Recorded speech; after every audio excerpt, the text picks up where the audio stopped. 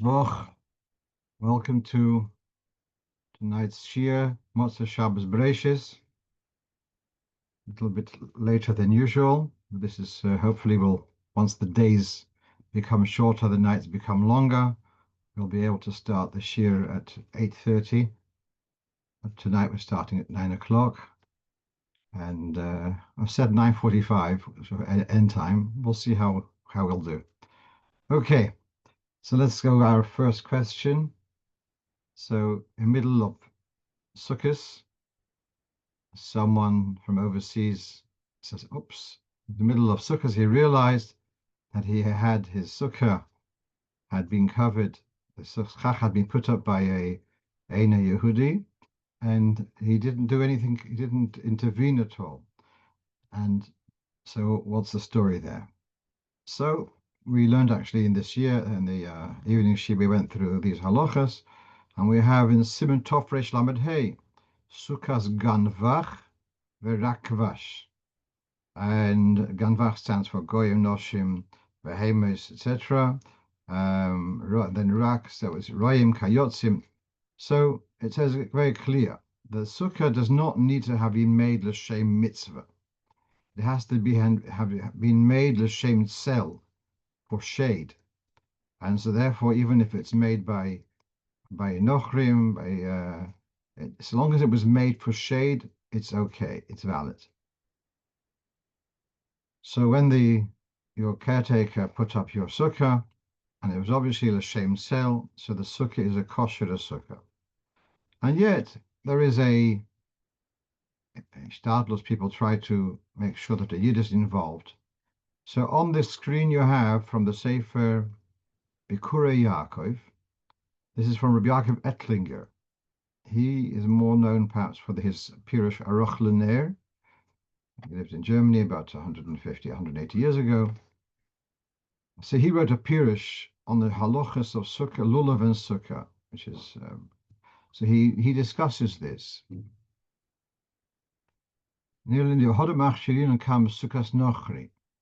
So he wants to say, Dafka ha'asuya kvar ksheira. It's if it's already been built, it's kosher. But l'chatchila, you shouldn't be using to cover the sukkah, nochri or isho, or cotton less than 13 years old. So no question that it's kosher. Question is whether it's l'chatchila. So yeah, he's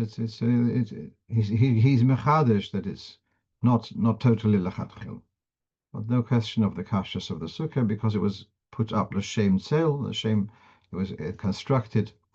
We're not talking about the walls, as he says. We're talking about the schach. It was placed there for the purpose of shelter, which is the mitzvah of sukkah. That's fine. Okay, let's go on to the next question, and that is about someone asked me about a snack bar made with mashed dates.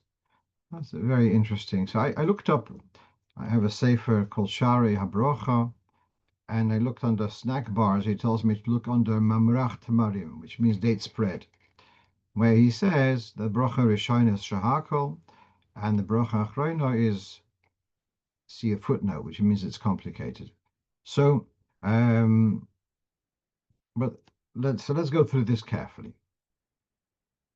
The question about mashed dates is actually written in Gemara Brachos, and they have a word for it. It's called trimo, spelt tes reish yud mem aleph. Trimo is mashed dates. Now, the way the Tur brings this, he says, shenismachu ksas, that they're somewhat mashed, whereas the way the Bes Yosef challenges that, and he sees from the Rambam, it's not even a ksas, even they're totally mashed, and therefore when he brings the halacha in Shulchan Aruch, he leaves out the word ksas. So let's read these words. This is from Siman Reish Beis.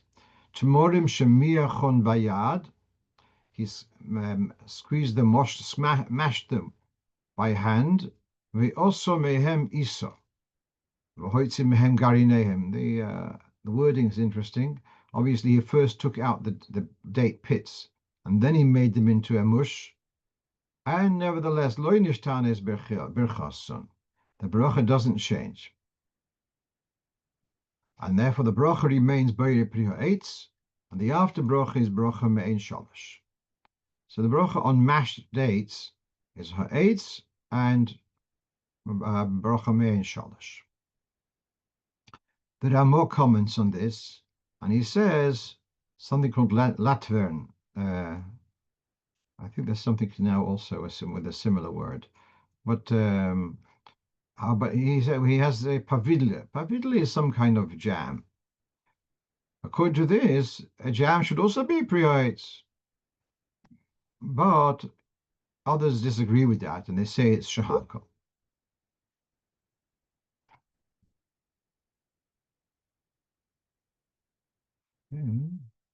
I hear that they say share screen isn't working. We're going to try again. Just give me a second and close it. Some of us have it, I think, Dayan. Well, try again. I can see the screen. Okay. Let me just open it again. Breishis. Okay.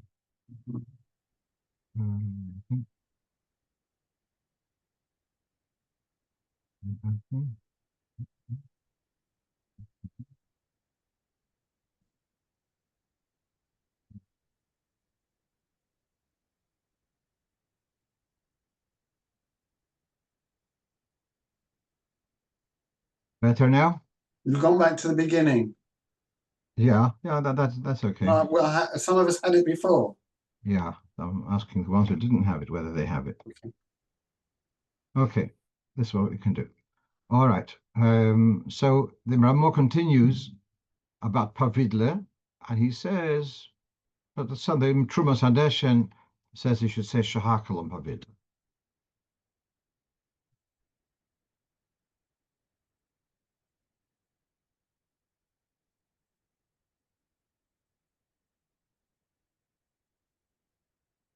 So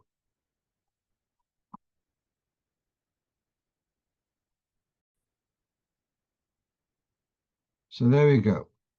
So then this Mishnah Berurah now has an interesting question. That now that we have this, let's say this Pavidle. Okay, so there's a svara that it's ha'etz, and then pro svara is a shahakal. So if the same pavidla would be made from something from shivas haminim, let's say from whether from grapes or from pomegranates, if you had such a paste, and according to the first opinion, it's by a pri ha'etz. According to the second opinion, it's shahakal. Now, what is the after-brocho? It's all very well for the bracha rishona, because Sophic bracha shahakal covers. But when it comes to the after bracha, boyer nefoshes doesn't cover instead of shalosh and shalosh. So he says he's a bit stuck with that. He doesn't really have an eitzah. Okay, so now let's go a little bit further on this discussion. This is how it's brought in the Alter Rebbe's Shulchan Aruch. Tmorim shemiachon beyad b'hoitzi garineim asim mehem iso v'chein kol chayotze v'mishar peiros. It brings that even though that's not the normal thing to do, the bracha remains ha'etz. So just to summarize, why is that this halacha that mashed dates are going to be still ha'etz? And the answer is when you look at mashed dates, it's recognizable as what it is, and therefore it's going to be Beire Pri Ha'etz. So a practical extension of that, let's say mashed avocado. Avocado is common, people make it into a paste. What bracha is that? So everyone looks at it, knows it's avocado. So according to what we're learning here, that would be the bracha would be Beire Pri Ha'etz. By the way, that's a trick thing that I often ask in the class. Girls get the impression that avocado is hardoma because it's treated, it's similar to a vegetable, but avocado is obviously a Beire Pri Ha'etz. Right. So now let's come back then to our bar. So if it looks like in the dark, the color of dates. It's just okay. Then it remains ha'etz.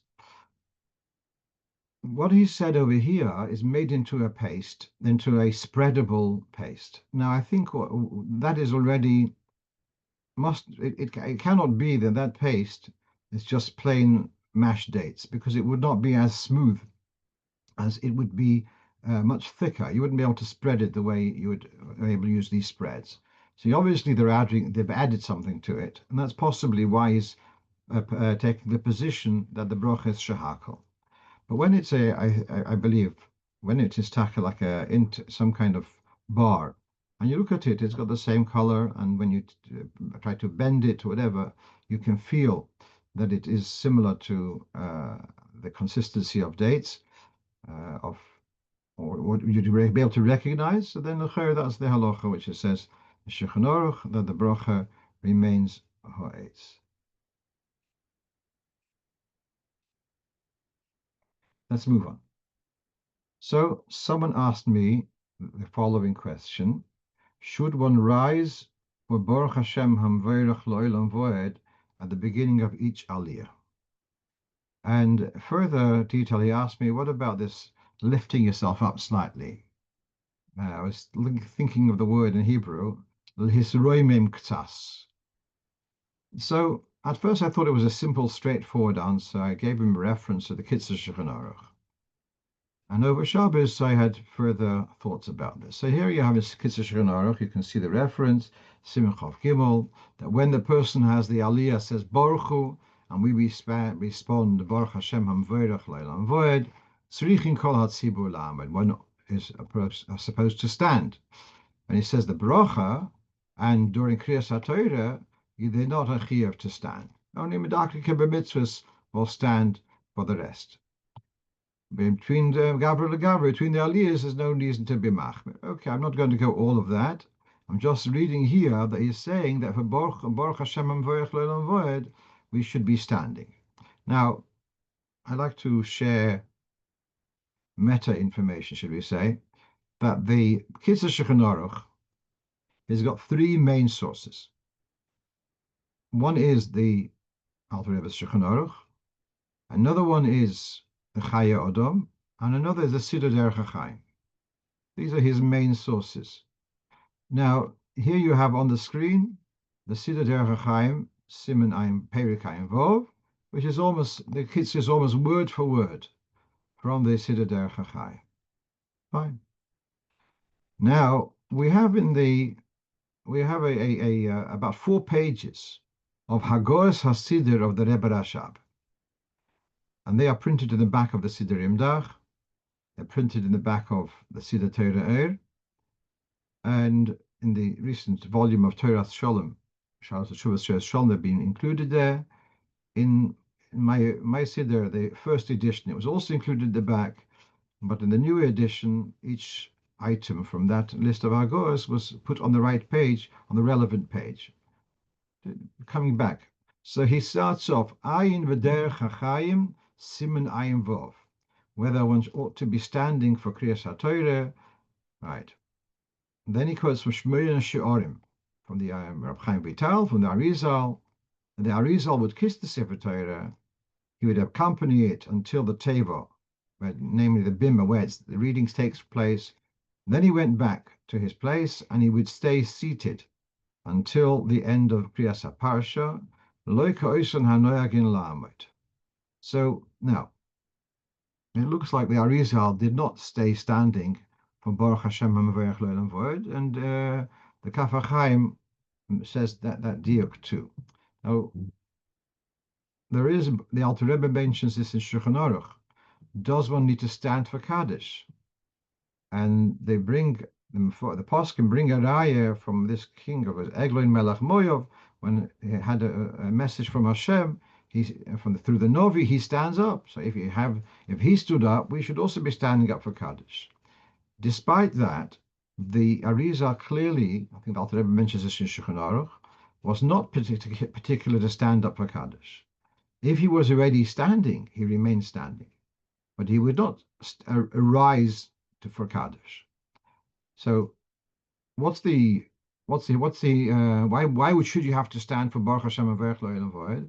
Because it's the status of Dover Shebekdusha, something which is normally said only with a minion. So that's a Dover Shebekdusha. Needs to, so then a Dover Shebekdusha should be standing, but there's no logical difference between standing for Baruch Hashem Averech Lo Elam Voed and standing for Kaddish. And if you can stay seated for Kaddish, you can stay seated for this Baruch also. So that's now, so it's not so straightforward. The Kitzur Shulchan Aruch says yes, you should stand, and but it looks like according to the Arizal, it's not so necessarily the case. And this is from now you have on the screen from the Piskei Teshuvos, Simon Kuf Mem Vav, in the name of Kriyas HaTorah, and he quotes the Murk of the Mishnah Brura, who says, but when saying Baruch Hashem Averech L'kulei Alma, you have to stand. Then he says there are some very fine Jews who do not stand for Kriyas HaTorah, not even for Bercho. And he gives a quote from Chaim Vital, and as I said, and there are others also who take that view, and therefore, it is to summarize, although the Kitzur says he should stand for Baruch Hashem and Baruch Lo Elam Voed, if you're sitting anyways, there is room to be mekel. And so now we've got two opinions, yeah? And then we've got this, and this I didn't manage to research adequately. We say, for example, by Zimun. So, especially when there's a Zimun with Hashem's name, they're to rise somewhat from your chair.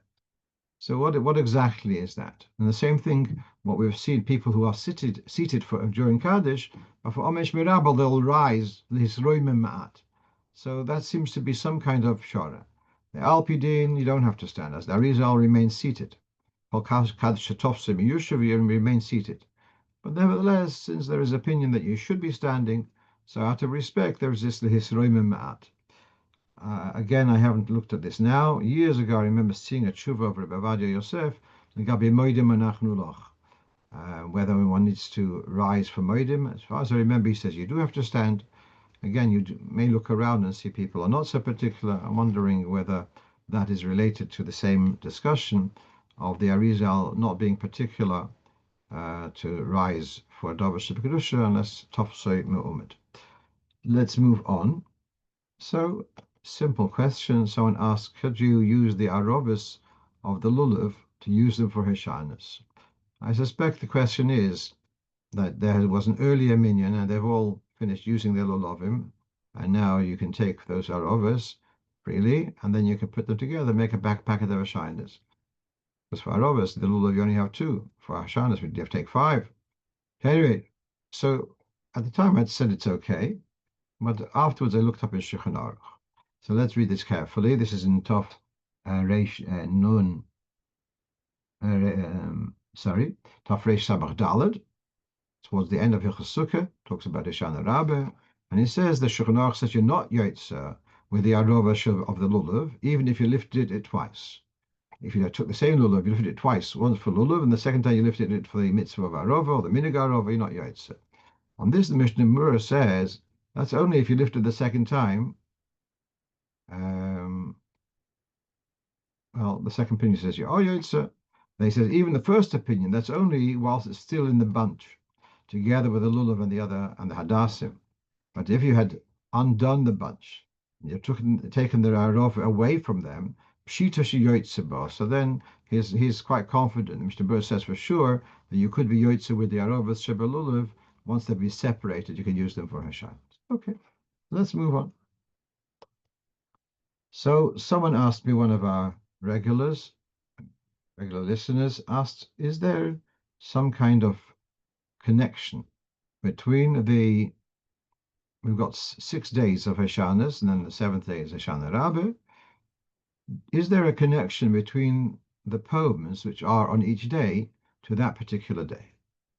So that's an interesting question.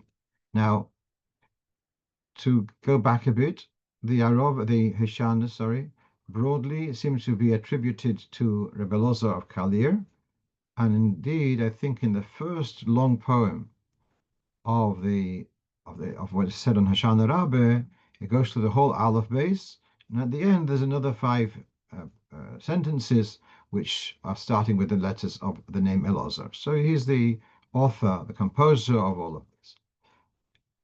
Looking at earlier sources, it looks like it wasn't such a big deal one way or another. So long as you have an Aleph-based series, it wasn't such a big issue. You chose one or the other.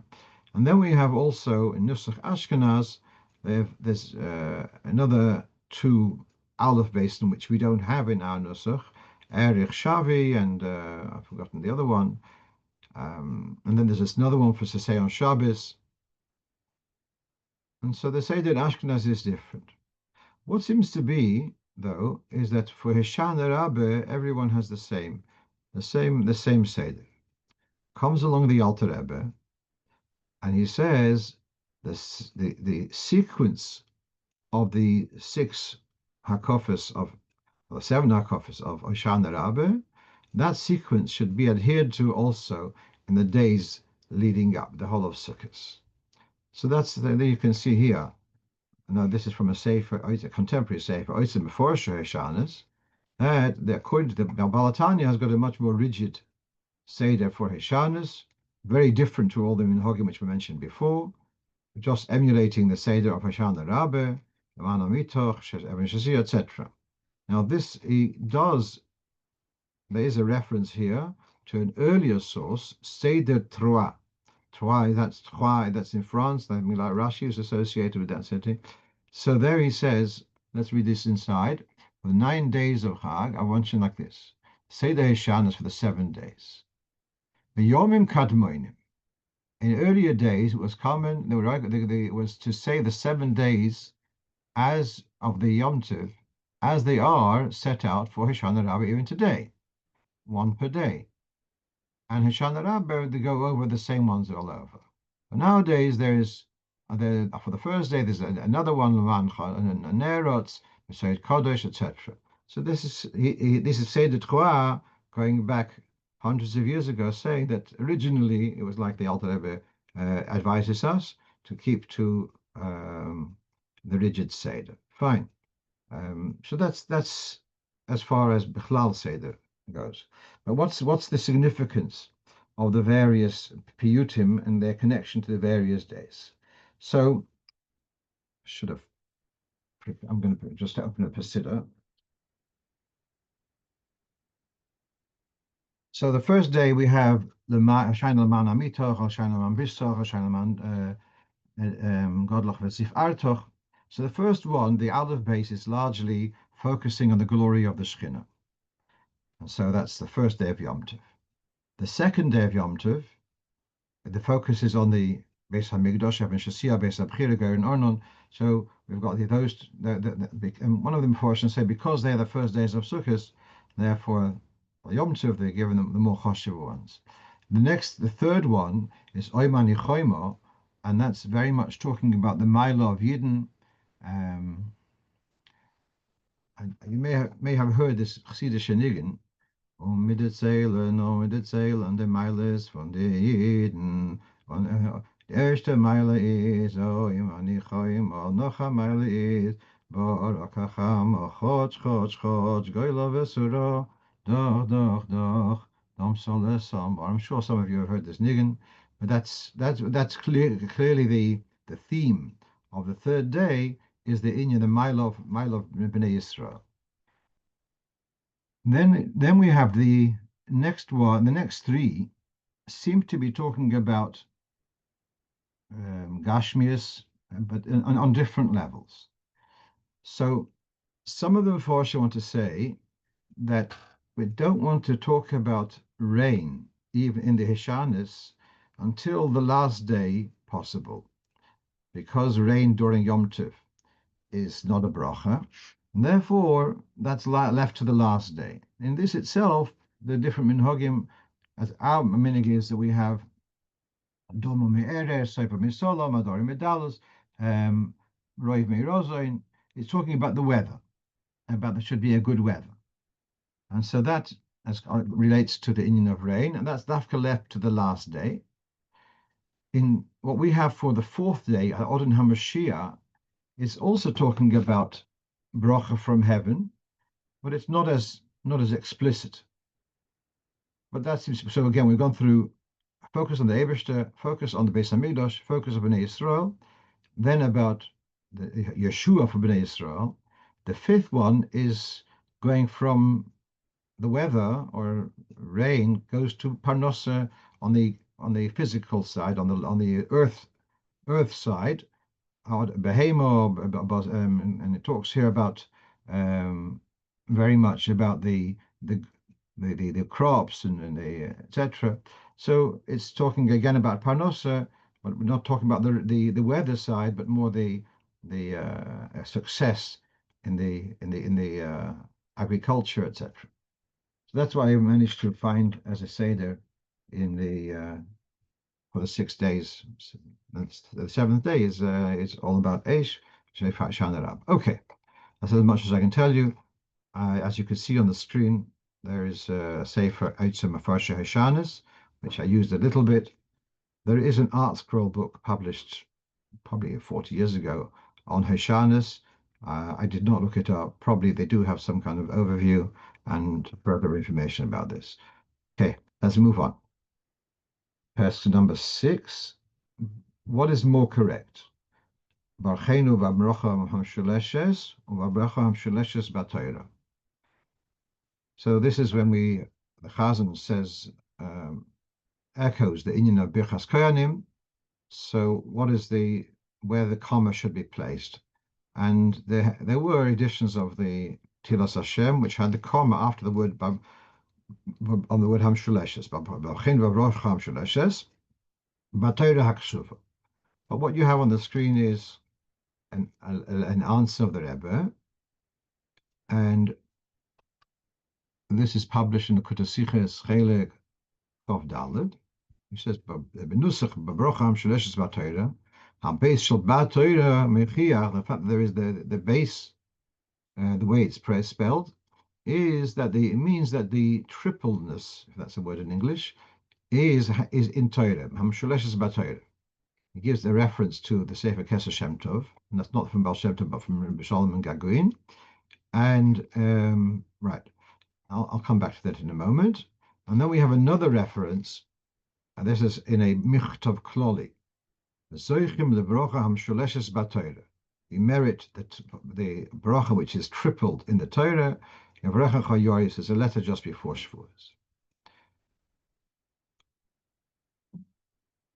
What's the Lashon of Mishleshes B'Torah? Because some Mefarshim say that in the Beis Hamikdash, when they did not answer Amen for a bracha in the Beis Hamikdash, they said whatever they answered, but not Amen. And therefore, Birchas Kohanim were bracha achas. That's Lashon the Mishnah in Megillah, I believe. Bracha achas and begvulin shalosh brachas. That the bracha Birchas Kohanim in the Beis Hamikdash was said just in one sequence, whereas in Begvulin and elsewhere it's said in three sections. In the Torah, how are the Yorecha Yor Yisro? They are written in 3 psukim. So this is the emphasis, Hamashuleshes B'Torah. However, it's said orally, it can be one way or the other. But the way it's in the Torah, it's Mashuleshes B'Torah. In the Torah, it's in triple form. In my siddur, I have this quote from Moshe Zakuta. Mischanen lefonov yizborech sheyikayem bonu habrocha hamshuleshes b'Torah. Pirush asoido leneged. That what does it mean? Mshuleshes b'Torah. Again, you see the mshuleshes b'Torah.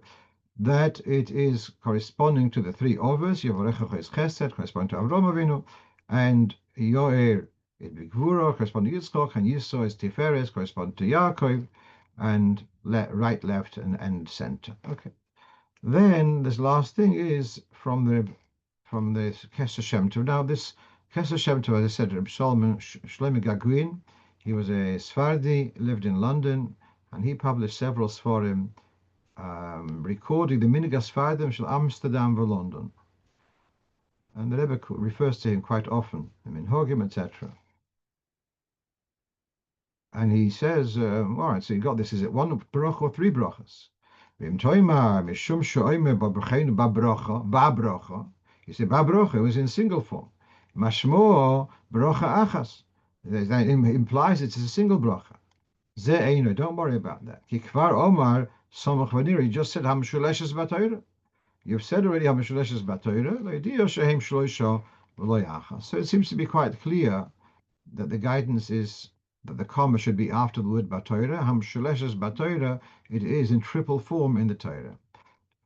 Someone mentioned to me that in the writings of Rav Henkin, he says differently. There probably are other opinions out there, but that's what we have and now we've been told. Okay. Number that's wait a minute. That was number 6. Number 7. Okay, so how did that get to 7? That's number 8. Okay.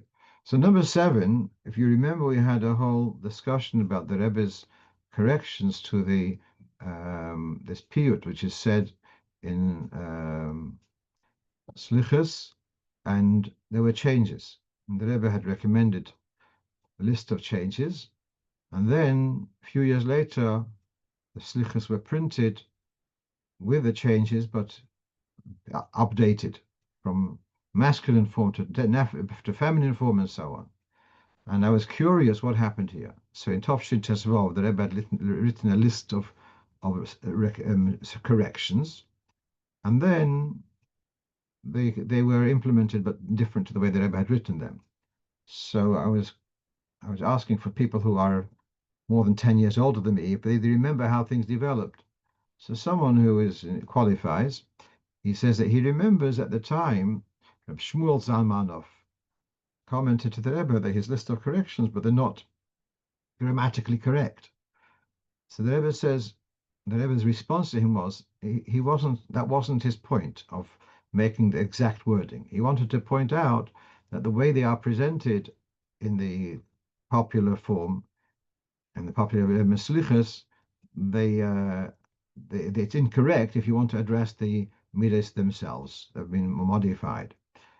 But the exact form, yeah, that can be sorted out properly. If you remember what I mentioned then was that in Tofshin Chavtes, or earlier, Tofshin Chavhei, you got Daniel Goldschmidt, Prince Slichas, based upon his research for manuscripts, and there largely the Rebbe's corrections were corroborated by Rabbi Goldschmidt, Goldschmidt edition. And then we see in Tafshin Chavtes, that's when the Rebbe's corrections are actually incorporated into the Chabad Slichas, but changed from where the Rebbe had written them in masculine form, they were changed into feminine form. But just the history of this point of Reb Shmuel Bar Zalmanov's conversation with the Rebbe about this. Okay, now what you have on the screen now is number 8, and that is about teaching Aleph base teaching to read Hebrew, teaching a guy to read Hebrew. And the question was from a shliach who was offered to give a course Semitic languages, a department, and to give a course in Hebrew in a university in his town of Shlichus, and he would be keen to take that offer, gives him a foothold in the university. But he was a bit concerned that there may be goyim who will want to join the course, and then is it okay for him to be teaching goyim to read Hebrew language? So I'd quoted, if you remember, a Italian poisek from 400 years ago, Rav Trevis, who said it is okay. Someone sent me later a link to the Ask the Rav from Rabbi Broin. He also was asked this question, and he brings Kedarke Kodesh list of many references, and he's taking a strict position.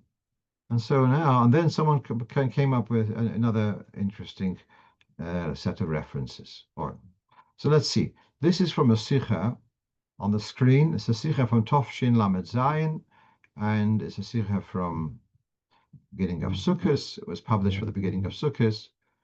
I'm not sure it's from Yud Gimel Tishri or it's from during Succos. I don't remember. Now the Rebbe says the following. He's talking about the posuk of Halocho Hashem kol goyim shamchu kol ha'umim. The sikha is behemshich to the parsha of Entebbe, and the Rebbe is talking about the goyim praising Yidden, and the goyim will praise the Yidden, and they're not embarrassed to say ki govar aleinu chasdei. The goyim are happy to praise Hashem because Hashem was kind to Yidden, showed kindness to the Yidden.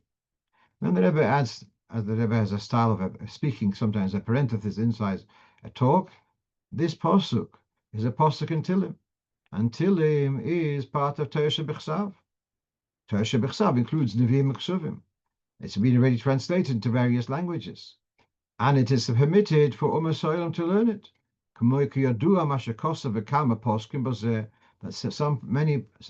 numerous poskim say that Olam are allowed to learn Tanakh. Also Lulav. The goyim are not allowed to learn Torah Shebal Peh, besides the Sheva Mitzvahs Ben Noach, but Chumash, Kol Alma Muter L'Masolam, they're allowed to. And when Gel Nevi'im Ksuvim, Hachroi Shem Muter L'Lamdo, that Chumash, he seems to differentiate between Chumash and Nevi'im Ksuvim, but that they are allowed to. Now, on the footnote, they give a reference to Stei Chemed. So you look in the Stei Chemed, it's actually a long article, and actually there seems to be quotes there which are much more rigid, much more, and they say, quote from a Zohar and from other sources, not to even to share even a single os of Torah, a single letter of Torah with the Olam. And then there are a couple of poskim who take this, one of the Chayas, I've forgotten who the other one was, well-known poskim, the Netziv, Meshiv Dover. They say you are allowed to teach a goy Torah Shebechsav, not Torah Shebal Peh. And the Stei Chemed, it's about 5 pages, Stei Chemed, back and forth, and much more against than for. And that may be what the Rebbe chose his words carefully, Mashakosav Bekama poskim bazeh. So, but then the fact they write here L'Kulei Alma, well, look in Stei Chemed, it doesn't seem to be L'Kulei Alma. You have the story about the fact that we were meant to write the Torah on the stone so the guy should be able to learn it. All right. That is so much as far as Limud HaTorah, Limud Torah Shebechsav. Then what about language? To teach simply the letters and the language. So he quotes here a sefer Shelalamda Meloshin Bilvad, and just Pirush Hamilas to translate. That's not a problem. And he brings a proof before Der Haflaga, which is this week's Sedra. Sorry, next week's, the coming week's Sedra. So everyone was speaking Lashon HaKodesh. As it says, Vayikol Haaretz Sofa Echos. And then we have the story when Yosef came to Paroi, and he wanted to teach him Lashon HaKodesh, but Paroi didn't succeed. And then he says you can reject that because of Shalom Malchus, whatever. So you have here even teaching Lashon HaKodesh to Olam is also part of the debate there. But my tendency is, if the Rebbe seems to be accepting, following the approach that you're allowed to teach them Torah Shebechsav, so how much more so that it shouldn't be a problem just teaching Aleph base, etc., and Lashon HaKodesh. And if the question would be clearly a guy is asking me to teach him on his own, that's not the question. Here's the question: is he wants to give a course in the university, and the likelihood is they'll have Jewish students. There might be goyim, there might not be, but that's not his kavana. So all in all, there is certainly mokim lahokil. Although it's good to know that it's not unanimous at all. Now, as I say, in the Stei Chemed, you've got Arichas Gedolah. Yeah. Let's move on to the next point. And that was, we had a discussion last shiur about taking Schach from a cemetery. That the local council have been trimming the trees in the cemetery, and they're offering it to the shliach. You can use it for Schach.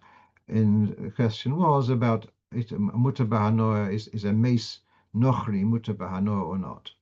So at the time I said I hadn't managed to find anything. Well, Baruch Hashem, I did manage to find it clearly in Shulchan Aruch, in Siman Shin Mem Tes near the Deya, mace, a dead body, Bein Goy Bein Yisrael, whether Jewish or not, is and this is Tachrichim are also Bahanoah.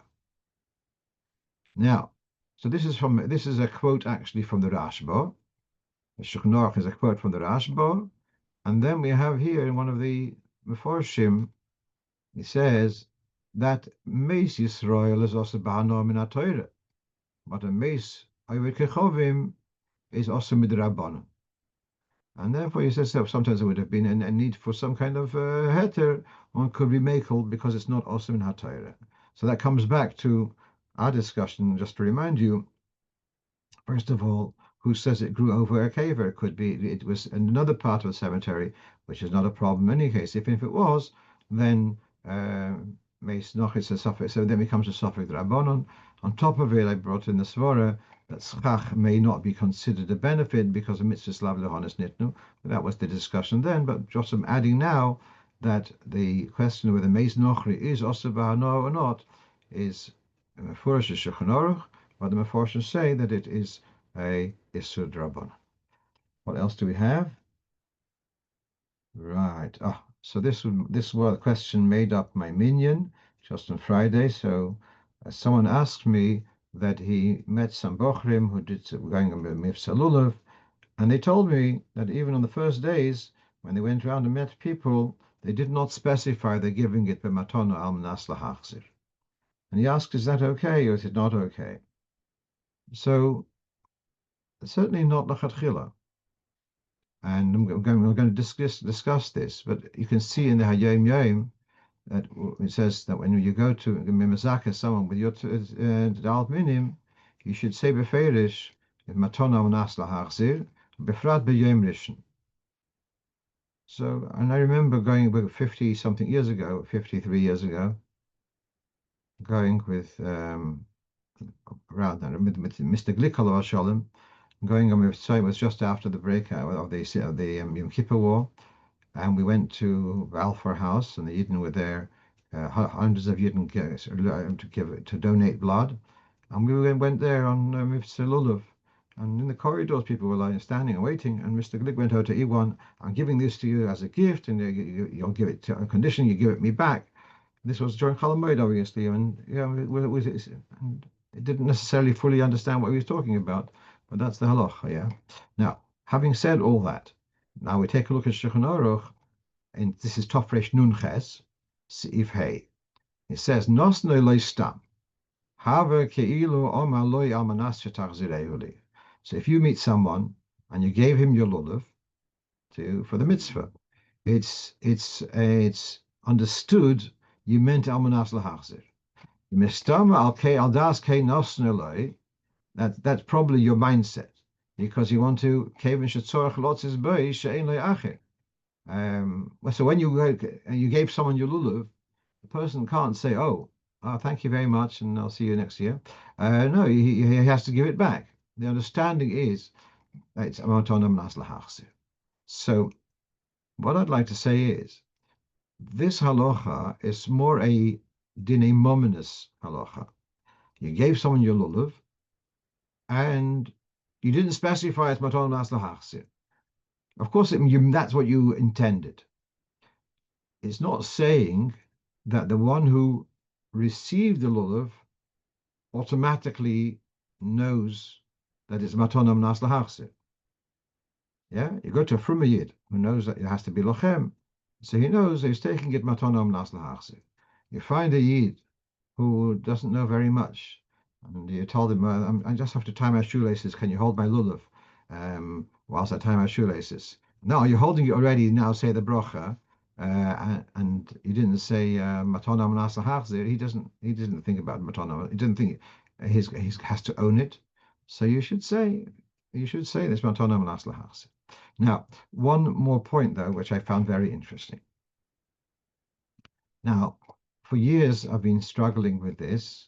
But it says in the Hayom Yom that when you give someone else your lulav, you should say matona manas lahachzir or bifrat b'yom rishon, especially on the first day. and that's a benefit for the giver and the receiver. But why would there be a need or any benefit of matana amnas l'chachzir for the rest of Sukkos? When it says befrat b'yom rishon, it doesn't mean and also yom sheni. It means the rest of Sukkos. So what's the chiddush here? What's the svara? Why should you do it matana amnas l'chachzir? So now, here the Mishnah Berurah says, it said in Shulchan Aruch, you gave someone your lulav, you meant that matana amnas l'chachzir.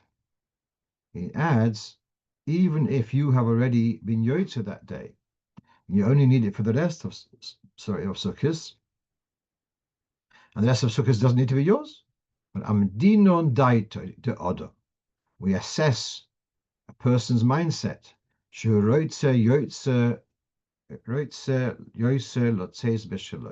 Even from the rest of Sukkos, that you prefer to use your own lulav rather than a borrowed one. And therefore, even if you have already done the mitzvah today, you still want the lulav back, b'matana amnas l'chachzir, and not that it should be a borrowed lulav. Where does this kiddush come from? It comes from the Maimer Mordechai. Maimer Mordechai lived in Carpentras, which is somewhere it's in France, but not far from Italy. Sometimes it was a part of Italy. Mordechai Karmi, and he says the proof to this is a story in the Gemara with Rebbe Gamliel and Rebbe Akiva. And Rebbe Gamliel gave his lulav to Rebbe Akiva. And there's discussion there. It was matana amnas l'chachzir. Now, Bepashtus, Rebbe Gamliel had already been yotze the mitzvah, and still he insists that it should be a matana amnas l'chachzir. Why so?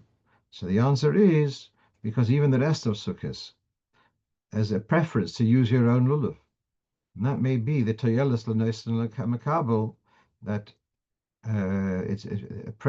there's a mile in using your own lulav for the rest of Sukkos also. One last thought on that, and I don't have a clarity one way or the other. The reason why we take the lulav for the whole of Sukkos, because in Mesa Migdosh they took the lulav every day of Sukkos. And then so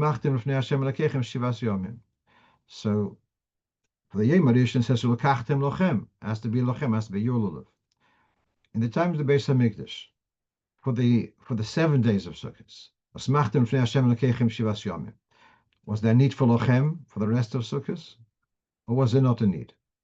And if we'd say that there was a need for lochem for the rest of Sukkos, then you could say like this: yeah, we're not nachayiv, it has to be lochem, because what we're doing for the rest of Sukkos is only lezecher, but the hidur that it should be lochem also for the rest of Sukkos, and that would explain this word of the Hayom Yom, that why it's a mile to say matana amnas l'chachzir for the rest of Sukkos also. Yeah, that's what I want to share with you, and wish you all a good tavach, and we should have sort of service. Kol shlema, shiach tzedkeinu b'meheiru yameinu mamash. Berach. Thank you very much. Thank you. Good luck.